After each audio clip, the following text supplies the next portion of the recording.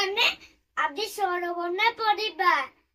ଓ ଆ ହସେଇ ଲୁଗେଇ ହସଉ ଲୁଗଉ ରୁ ରୁ ଏ ঐ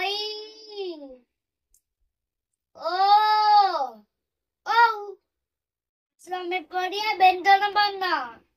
ଅ କ ଖ ଗ ଘ ଚ ଚ ବଗେଇଚ ଝ ନିଅ ଟ ଠ ଡ ଢ ମୁଢେନ ଟ ଠ ଦ ଧ ନ ପ ଫ ପ ଫ ମ ଅନ୍ତସ୍ଥ ଢ ର ଅଳ